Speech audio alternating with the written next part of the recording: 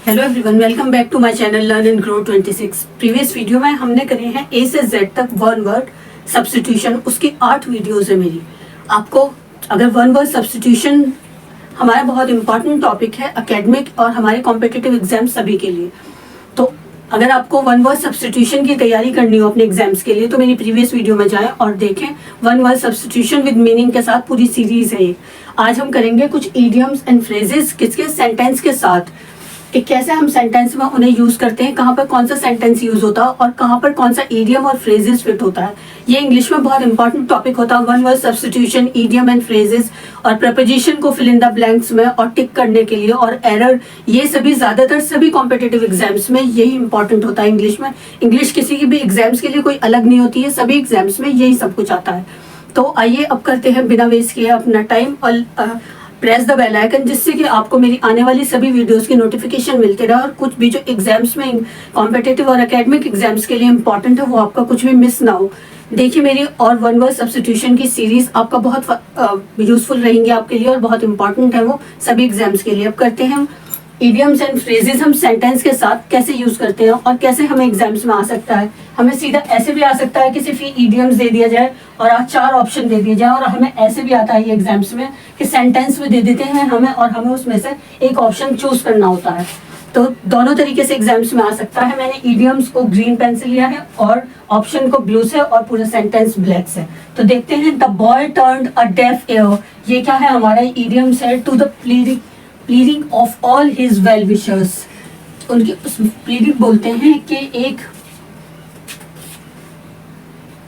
Request for something, के किसी से रिक्वेस्ट करना कि मतलब मेरे फेवर में डिसीजन ले, उसे बोलते हैं हम प्लीडिंग। तो बॉय क्या करता है, टर्न्ड अ डेफ ईयर, मतलब बहरा की तरह रिएक्ट करता है। वो क्या होता है इसका मतलब, कि कहते नहीं है कि बहरा गूंगा हो गया, कुछ भी बोलते रहो इस पर कुछ असर नहीं होगा। टर्न्ड अ डेफ ईयर, कि अपने ईयर को बहरों की तरह टर्न कर लेता है। Pleading of all his well wishers, के जो उसके वेल विशर्स उसके लिए रिक्वेस्ट कर रहे हैं कि ये कर दो वो कर दो, वो कुछ नहीं सुन रहा है। उसने क्या कर दिया, अपने कान को डेफ की तरह टर्न कर लिया है। तो उसके लिए कौन सा ऑप्शन सही रहेगा, लिसन केयरफुली। लिसन केयरफुली तो तब होता कि वो बहुत ध्यान से सुन रहा है। वॉज डेडली अपोज्ड, के बुरी तरह से मतलब उसके खिलाफ हो जाना, अपोज हो जाना नहीं। डिड नॉट पे any attention, pose indifference. Pose indifference means हो जाना है कि अपना एकदम से रूप चेंज कर लेना, कि आपसे खुशी के टाइम पे कुछ और हो जाना और गम के पेन के टाइम पे कुछ और हो जाना। तो कैसा पोज कर लिया उसने, इंडिफरेंट कर लिया, नहीं। डिड नॉट पे एनी अटेंशन, इसका राइट आंसर क्या होगा कि वो कोई अटेंशन नहीं दे रहा है। टर्न्ड अ डेफ ईयर, कि उसने अपने कानों को मतलब बहरों की तरह कर लिया। तो क्या कर लिया उसने, डिड नॉट पे एनी अटेंशन, कि उसने कोई अटेंशन नहीं दी, कि सब उससे रिक्वेस्ट कर रहे हैं उसके वेल विशर्स की, ये करो या वो करो, ये अच्छे ना मार्क्स लाओ, किसी भी चीज के लिए वो रिक्वेस्ट कर सकते हैं वेल विशर्स। उसे पढ़ाई के लिए कह रहे हैं, तो उसने क्या करा, अपना वेल विशर्स की बात को डिड नॉट पे एनी अटेंशन, तो उसने सोच लिया कि मुझे कोई अटेंशन नहीं देनी है उसकी साइड, जो भी कह रहे हैं वो कहते रहे। बच्चे अक्सर ऐसा करते हैं कि घर वाले उन्हें पढ़ने के लिए कहते हैं तो वो इग्नोर कर चले जाते हैं, यहाँ भी वही कंडीशन है। तो आप इस सेंटेंस को कहाँ यूज कर सकते हैं अपने डेली कन्वर्सेशन में, कि उसने तो बहरों की तरह मेरी बात सुन रहा है। अगर आप अब किसी बच्चे के फादर से मदर बात करिए तो वो क्या कहेंगे, उसका नाम लेकर के, Sumit turn a deaf ear to the pleading of my well wishes या वेल विशिंग्स या ब्लेसिंग्स, कि उसने तो मेरी ब्लेसिंग्स पे या मैं उसको मैं इंस्ट्रक्शन दे रही हूँ तो उस पर उसने क्या है, एक टर्न कर लिए हैं अपने ईयर। डिड नॉट पे एनी अटेंशन, कि उसे कोई अटेंशन नहीं देनी है। अब चलते हैं सेकंड सेंटेंस की side. We should give a wide berth to bad character. इस बर्थ का मतलब होता है कि जैसे आपको कहीं प्लेन में या फिर किसी भी ट्रांसपोर्ट चीज में आपकी अलॉटेड सीट होना, इस बर्थ का मतलब वो होता है कि गिव अ वाइड बर्थ, कि आपके लिए एक सीट, एक वाइड सीट अलॉट कर दी बर्थ की, ऐसे। तो we should give a wide berth to bad character, के जो बैड कैरेक्टर लोग होते हैं, जिनका कैरेक्टर सही नहीं होता है, कोई कैरेक्टर किसी का खराब नहीं होता है, लेकिन जो गलत काम में पड़ जाते हैं, उन लोगों के साथ हमें क्या करना चाहिए, वी शुड, हमें पब्लिकली कंडेम। कंडेम मीन्स होता है एक पर्टिकुलर टाइप की पनिशमेंट देना, कोई पब्लिकली पूरी पब्लिक के सामने उन्हें पनिशमेंट दे, या गिव अप पब्लिकली टू, के उन्हें पब्लिक को ही दे दें, या कीप अवे फ्रॉम, के उनसे दूर रहें, या नॉट सिंपैथाइज विद, के उनके साथ कोई हमदर्दी ना बरते। सिंपैथाइज मीन्स हमदर्दी। तो हमें क्या करना चाहिए, वी शुड हमें करना चाहिए give a wide berth to bad character, keep away from, के उनसे दूर होना रहना चाहिए। इसका सही आंसर क्या होगा? कीप अवे फ्रॉम, क्या उनसे दूर रहना चाहिए, उनसे दूरी बना लें हम, कीप अवे फ्रॉम। अगर कोई हमारी बात मानने के लिए तैयार नहीं है, सुनेंगे, या हमसे कोई, हमारा कोई उनसे रिलेशन नहीं है और हम देखो उनका बैड कैरेक्टर है, कहीं भी आपको ऐसा मिल सकता है, तो उनसे क्या करें आप? Keep away from. ये सेंटेंस आप अपने डेली यूज में भी यूज कर सकते हैं। अब चलते हैं थर्ड सेंटेंस के side. Sumit had to look high and low before he could find his car की, कि जब तक सुमित को अपनी कार की नहीं मिलती है तो वो क्या करता है? हाई एंड लो। ये क्या हमारे इडियम्स है? High and low means nowhere, वो क्या करता है? वो कहीं नहीं ढूंढता उसे, ऑलवेज, हमेशा ऐसा करता है, या एवरीवेयर या फिर समवेयर। तो वो क्या करता है? एवरीवेयर। हाई एंड लो का मीन्स हुआ यहाँ पर कि एवरीवेयर, के सभी जगह वो ढूंढता है उसे। High and low means everywhere. Sumit had to look everywhere before he could find his car की, जब तक उसे अपने कार की नहीं मिलती वो सभी जगह ढूंढता है, एवरीवेयर। तो हाई एंड लो का क्या हुआ? इडियम्स का एवरीवेयर आंसर हुआ। अब चलते हैं फोर्थ सेंटेंस के side. She rejected his proposal, she rejected his proposal of marriage point blank. उसने मेरी रिजेक्ट कर दिया प्रपोजल को, मैरिज को। पॉइंट ब्लैंक क्या हुआ? हमारे इडियम्स हुआ। कैसे? डायरेक्टली, एब्रप्टली, पॉइंटेडली या ब्रीफली। तो इसका आंसर होगा हमारा पॉइंटेडली। पॉइंटेडली मीन्स होता है प्रेसिंग क्रिटिसिज्म इन अ डायरेक्ट वे, मतलब किसी को मना करने के लिए फौरन एकदम ही मना कर देना, कि उसको क्रिटिसाइज कर देना। Pointed blank means pointedly means होता है एक्सप्रेसिंग क्रिटिसिज्म इन अ डायरेक्ट वे, कि एकदम सामने ही डायरेक्टली उसको क्रिटिसिज्म कर देना, उसको मना कर देना, पॉइंटेड ब्लैंक होता है। अब हमने ये 4 सेंटेंसेस करे, अभी आगे करते हैं। इनके स्क्रीनशॉट ले लीजिए और डाउनलोड कीजिए और बार बार देखिए, और अपने फैमिली मेंबर और अपने क्लासमेट्स के साथ भी शेयर कीजिए कि ये बहुत इंपॉर्टेंट है। इस तरह के सेंटेंसेस आप डेली यूज में भी यूज कर सकते हैं। और हमें इडियम्स और फ्रेजेस ऐसे सेंटेंसेस में भी आते हैं, तो हम उसे कैसे उसे टिक करें कि हमारा राइट होगा, इसकी प्रैक्टिस कीजिए। Practice makes a man perfect. और कभी भी लर्निंग क्या होती है? एक लर्निंग वो प्रोसेस है जो हमारा बीएड में हमें पढ़ाया जाता है कि लर्निंग हमारा वो प्रोसेस है जो हमारा अपने, कहते हैं कि माँ की गोद से लेकर और ग्रेव तक हमारे साथ चलता है। वो हमेशा इंसान क्या करता है? एक लर्निंग करता रहता है, हमेशा कुछ ना कुछ सीखता रहता है लाइफ में। तो इसलिए कभी भी लर्निंग क्राइम नहीं है। क्राइम क्या है? Refuse to learn is a crime, wasting time is a crime, thinking low is a crime. ये क्या है? ये क्राइम है। लेकिन be afraid of going, be not afraid of going slowly, but be afraid only standing still। डरना किससे चाहिए? हमें एक जगह रुककर खड़े रहने से डरना चाहिए, कभी भी कुछ सीखने से और याद करने से नहीं डरना चाहिए। कोई भी इंसान सीख कर नहीं आता, हमेशा वो अपने सर्कमस्टांसेस से ही सीखता है लाइफ में। ये मैं इसलिए कह रही हूँ कि कभी भी इंसान को ये नहीं सोचना चाहिए कि हम किसी बच्चे से भी सीखने के लिए मिले, तो हमेशा सीखता रहना चाहिए, चाहे वो किसी की भी वीडियो।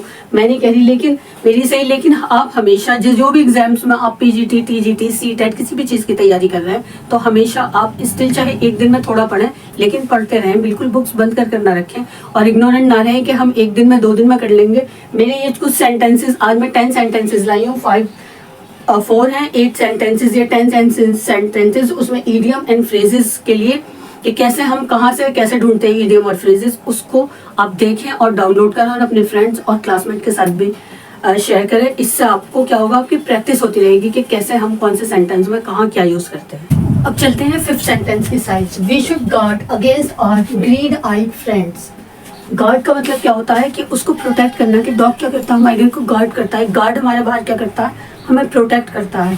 तो क्या करना चाहिए हमें? ग्रीन आइड के अगेंस्ट और ग्रीन आइड फ्रेंड्स के क्या करना चाहिए हमें?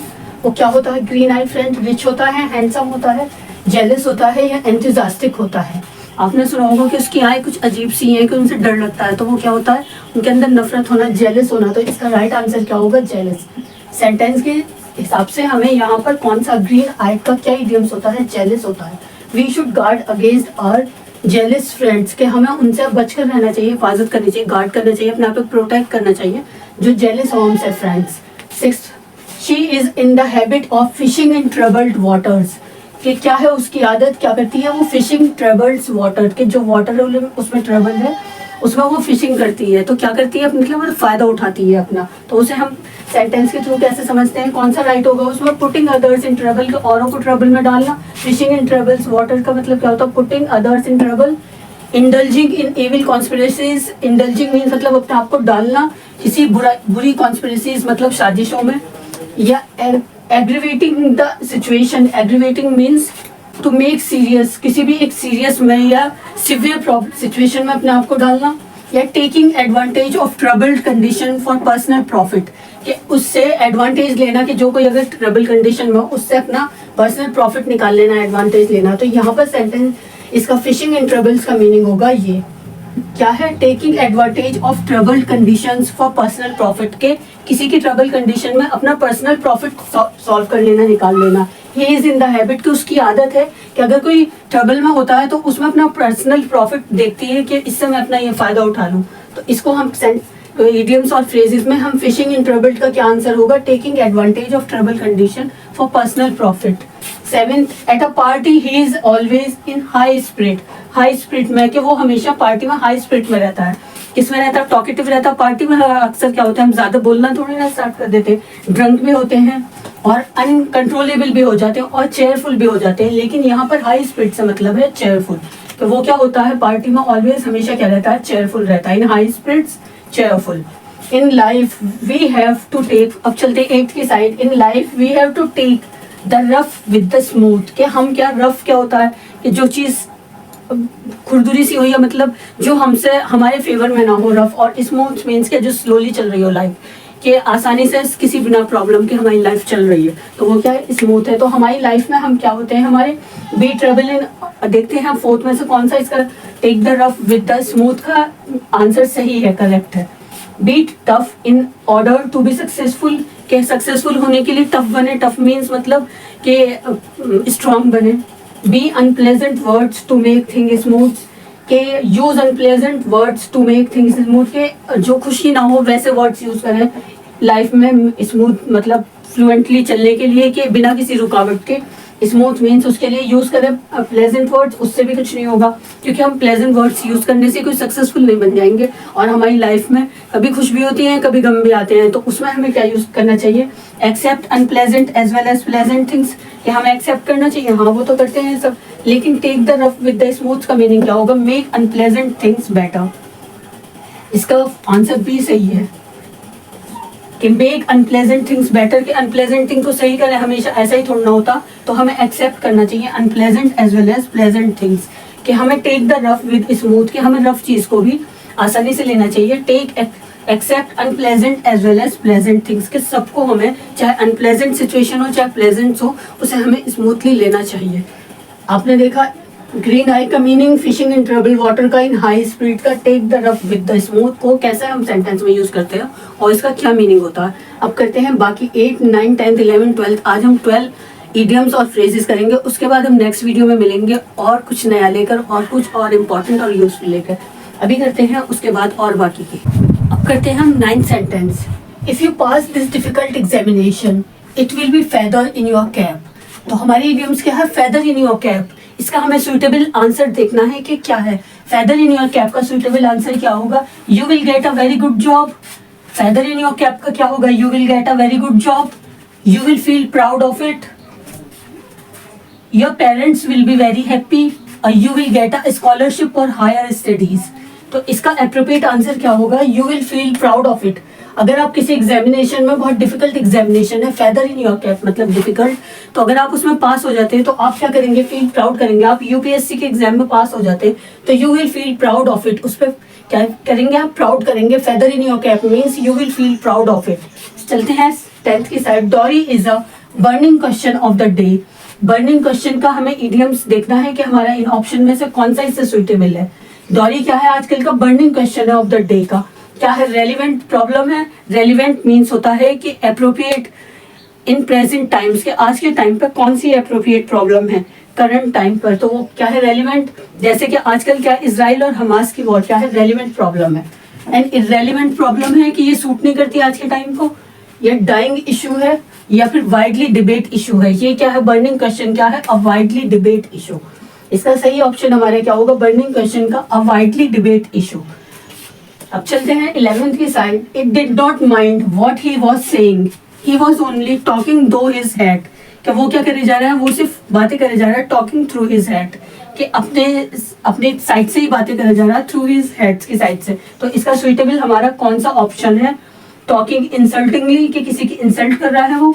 इसका क्या मतलब हुआ, टॉकिंग थ्रू हिज हेड का इंसल्ट करना हुआ, टॉकिंग इग्नोरेंटली, कि बिना किसी जान मतलब पता नहीं है फिर भी बोले जा रहा है। इग्नोरेंस मीन्स अनदेखा क्या हुआ है किसी ने तब भी बोले जा रहा है। टॉकिंग इररिस्पॉन्सिबली, कि बिना रिस्पॉन्सिबल हुए भी किसी के बारे में बोले जा रहा है। टॉकिंग नॉनसेंस, इसका सुइटेबल आंसर होगा talking nonsense. Talking through his head means talking nonsense, कि किसी के बारे में भी कुछ भी उल्टा सीधा नॉनसेंस बोले जा रहा है। तो आप इसे कैसे यूज करेंगे सेंटेंस को, कि आप बहुत सारे फ्रेंड्स हैं आपस में कन्वर्सेशन कर रहे हैं तो आप वहां उसे यूज करते हैं टॉकिंग थ्रू हिज हेड, कि he is talking through his head. क्या है? टॉकिंग नॉनसेंस, कि ऐसे नॉनसेंस बोले जा रहा है। अब चलते हैं 12th की side. His voice gets on my ears, कि मुझे उसकी आवाज लग रही है कानों में। मेरा क्या है, कान का पर्दा फाड़ दिया, उसे हम कैसे कहते हैं? देखते हैं इसका कौन सा सुइटेबल आंसर है। कान की पर्दे फाड़ना क्या कहते हैं? Pierce my ear drums. Ear drums means मतलब कान का पर्दा, पेयर्स मीन्स मतलब छेद कर दिए मेरे एयर ड्रम्स में। क्या इसके लिए ये सुइटेबल है? नहीं। मेक्स मी सैड, के उसने मुझे उदास कर दिया। मेक मी इल, के बीमार कर दिया है? नहीं। इरिटेट मी, कि उसने मुझे इरिटेट कर दिया। किसी किसी की आवाज कभी कभी बहुत इरिटेटिंग लगती है, कानों में ऐसा लगता है कि ये क्यों बोल रहा है, चुप हो जाए। तो वो क्या होता है? Get on my nerves irritates me, कि मुझे इरिटेट कर रही है। आगे आपके सामने कोई ऐसा इरिटेट करता है आपको तो गेट ऑन माई नर्व्स का वॉइस आप यूज कर सकते हैं। His voice is get on my years, के इरिटेट मी, कि इसे चुप कर दे। इरिटेट मी मतलब मुझे इरिटेट कर रही है वो। इरिटेट मीन्स मतलब कोई चीज ऐसी जो बर्दाश्त के बाहर हो, उसे क्या बोलते हैं हम? इरिटेट करना। कि अगर ये ज्यादा बोलेंगे तो मुझसे बर्दाश्त नहीं होगा, तो वो इरिटेट मी। क्या है उसकी voice? Gate on my nerves irritate me. इसका सही सुइटेबल हमारा आंसर क्या है? Irritate me. आज हमने करे हैं बहुत सारे इडियम्स और फ्रेजेस, 12 इडियम और फ्रेजेस। आप उन्हें हमने सेंटेंस में यूज करा, आप उनको ध्यान से रिवाइज कीजिए और कहाँ कैसे किस सेंटेंस के थ्रू हमारा क्या सुइटेबल आंसर होगा उसकी प्रैक्टिस कीजिए। और thank you for watching my videos. और बने रहिए मेरे साथ, तो लाइक शेयर और सब्सक्राइब जरूर कीजिए, क्योंकि बहुत मेहनत से एक इंसान वीडियो बनाता है। आपको गलत कहना बहुत आसान है, लेकिन आप उसकी मेहनत देखें। मैं पढ़ा रही हूँ यहाँ पर, मेरा पढ़ाना देखें कि मैं कितनी मेहनत से कितने सारे सेंटेंस लाई हूँ। इसलिए सब आप ये रिवाइज कीजिए आपके लिए, इसलिए रिवाइज कीजिए। और पेसिमिस्ट बनिए, ऑप्टिमिस्ट नहीं। हमेशा किसी भी चीज में उसमें ब्राइट साइड देखिए, नेगेटिव साइड नहीं। कि मैंने कोशिश की, लर्निंग इज अ प्रोसेस। क्या वो प्रोसेस है जो हमारा बर्थ से स्टार्ट होता है और हमारी ग्रेव तक जाता है। तो इसलिए कभी भी लर्निंग सीखने से न डरें। कुछ भी हो आप कहीं भी सीखें, उसे इम्प्रूव करें अपने को। ऐसे तो आप देखें, आप पुराने जमाने की मूवीज देखें, वो कैसी लगती हैं। आप शाहरुख खान, आमिर खान की मूवीज देखिए, लेकिन उन्होंने इम्प्रूव करा। आप जो आजकल का चल रहा है उसी के हिसाब से करें। इसी तरीके से हम डे बाय डे इम्प्रूव करते जाते हैं, हम सीखते जाते हैं कुछ ना कुछ। इसलिए हमेशा सीखने से की कोशिश करनी चाहिए, एक जगह खड़े रहना नहीं, हमेशा सीखते रहना चाहिए। किसी भी कॉम्पिटिटिव एग्जाम और एकेडमिक एग्जाम्स के लिए, हमें स्कूल के लिए, किसी भी पढ़ाई में, हमें क्वालिटी एजुकेशन के लिए हमेशा हमें अपने लर्निंग करते रहना चाहिए, सीखते रहना चाहिए। Thank you for watching my videos. और रिवाइज कीजिए, डाउनलोड कीजिए और स्क्रीनशॉट लीजिए और पढ़ते रहिए और लाइक शेयर और कमेंट कीजिए। Thank you for watching my videos.